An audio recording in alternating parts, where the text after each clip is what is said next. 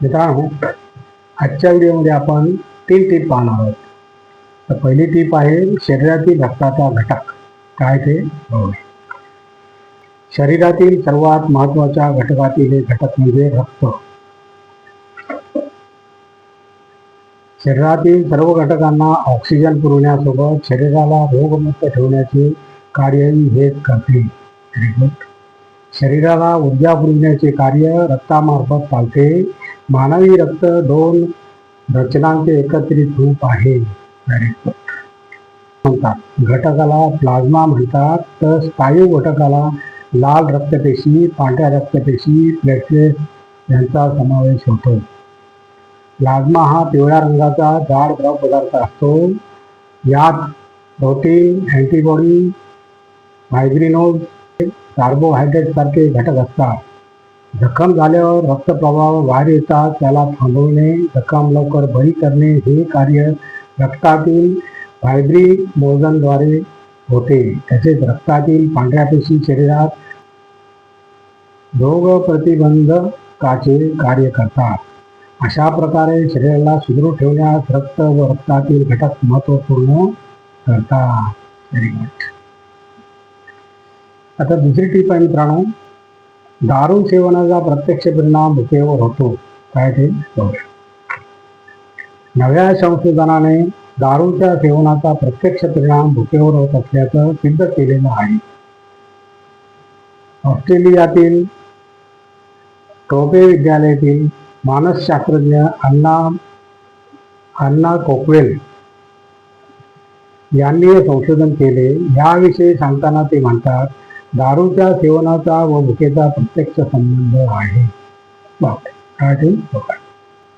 याचा परिणाम शरीराच्या सर्व मुख्य भागांवर होतो. संशोधनाअंती कोकवेल यांना आढळलं की जे दारूचं अधिक प्रमाणात सेवन करतात व इलाजासाठी जेव्हा येतात तेव्हा ते प्रत्यक्ष कुपोषित झालेले असतात. कुपोषण हे निकृष्ट दर्जाचं अन्न खाण्याने होतं असं मानलं जातं. पण कोकवेल यांनी पहिल्यांदा हे सिद्ध केले की कुपोषणाचा आणि दारू सेवनाचा सगळ्यात जवळचा संबंध आहे. दारूच्या सेवनामुळे अनिर्वळ कोरसाकोर सिंड्रोमासारखा आजारही होऊ शकतो. कारण दारू व भुकेचा जवळचा संबंध आहे. ही एक जैव रासायनिक प्रक्रिया आहे. त्यामुळे दारूच्या सततच्या सेवनामुळे भूक कमी होते. आणि तिसरी टीप आहे मित्रांनो, मधमाशांची थक्क करणारी शोकसभा. काय प्रकरण आहे बघूया. मुकी जनावरं आपल्याला कधी कधी थक्क करून ठेवतात. काय ते बघूया. अशीच एक घटना इंग्लंडमधील शार्पशायर प्रांतात घडली. मार्गरेट बेल यांनी ल्युडलो येथील घरापासून 7 किलोमीटर अंतरावर असणाऱ्या लिंटवर्ड येथे मधमाशा पाळल्या होत्या. मार्गरेट यांचे जून 1994 रोजी निधन झाले. त्यांच्या अंत्यविधीनंतर काही मिनिटातच हजारो मधमाशा घुंगणत त्यांच्या घराजवळच्या कोपऱ्यावर आल्या. समोरच्या घराच्या छतावर घुंगणत करीत काही तास बसून राहिल्या. मधमाशांमधील फौजच्या फौज कॅमेऱ्यात उतरवण्यासाठी स्थानिक प्रतिनिधी तिथे मोठ्या संख्येने धावले आणि ही अभूतपूर्व शोकसभा दुसऱ्या दिवशी दैनिकात झळकू लागली.